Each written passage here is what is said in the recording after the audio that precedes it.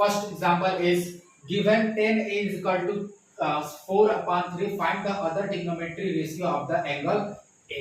ठीक है, एक बार हम थोड़ा सा इस क्वेश्चन को हिंदी में पढ़ देते हैं। तो हिंदी में क्या कह रहा है, तो ध्यान से सुनिए। हिंदी में कह रहा है कि यदि 10a is equal to 4/3 तो कोण a के अन्य त्रिकोणमिति अनुपात ज्ञात कीजिए। ठीक है, अब ध्यान समझते हैं इस क्वेश्चन को।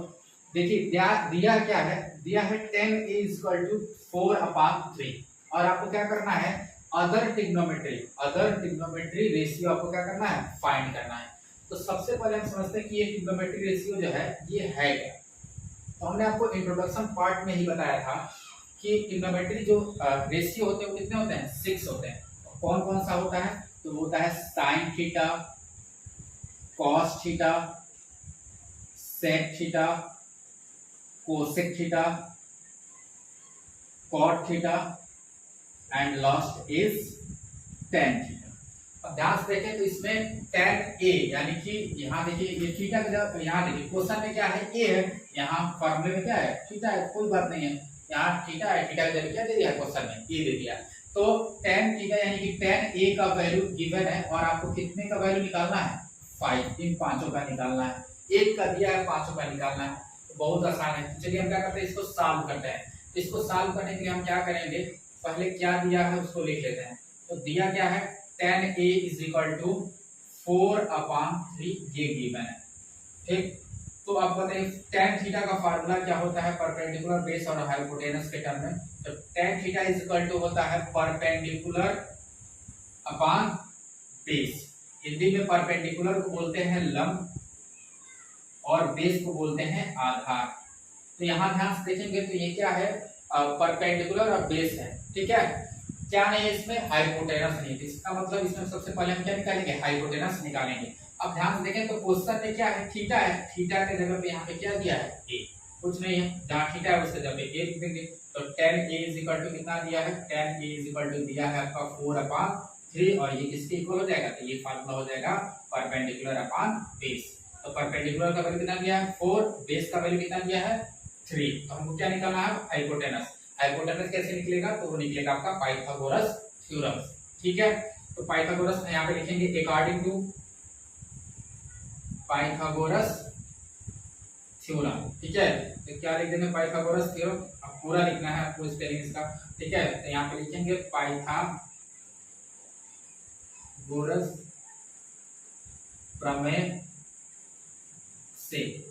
पाइथागोरस प्रमेय क्या होता है, तो ये होता है हाइपोटेनस का square is equal to perpendicular का स्क्वायर प्लस बेस का स्क्वायर, यानी कि कॉर्ड का स्क्वायर बराबर लंब का स्क्वायर प्लस आधार का स्क्वायर। तो ध्यान सुनिए, तो हमको क्या निकालना है, हमको h ही निकालना है, यानी कि हाइपोटेनस ही निकालना है। p यानी कि परपेंडिकुलर। तो ध्यान से देखेंगे तो परपेंडिकुलर का वैल्यू कितना दिया है, तो परपेंडिकुलर का वैल्यू दिया है 4।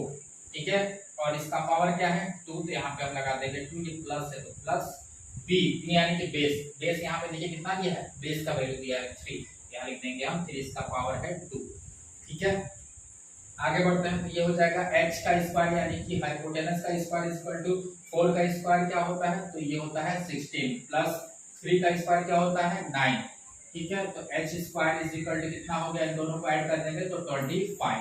स्क्वायर टाइम में इधर क्या आ जाएगा आपका, रूट आ जाएगा। ठीक है, 25 का स्क्वायर रूट क्या होता है, तो ये होता है आपका 5। तो हाइपोटेनस कितना आ गया आपका 5 आ गया, यानी कॉर्ड कितना आ गया 5 आ गया। ठीक है, अब कॉर्ड निकल गया, अब हम आसानी से ये सब का वैल्यू निकाल सकते हैं। ठीक है, अब देखिए यहाँ पे फार्मूले में क्या है, थीटा है, लेकिन यहाँ पे थीटा नहीं रखना है, यहाँ पे एंगल क्या दिया है, एंगल ए दिया है, इसलिए हम क्या रखेंगे, हर जगह ए रखेंगे।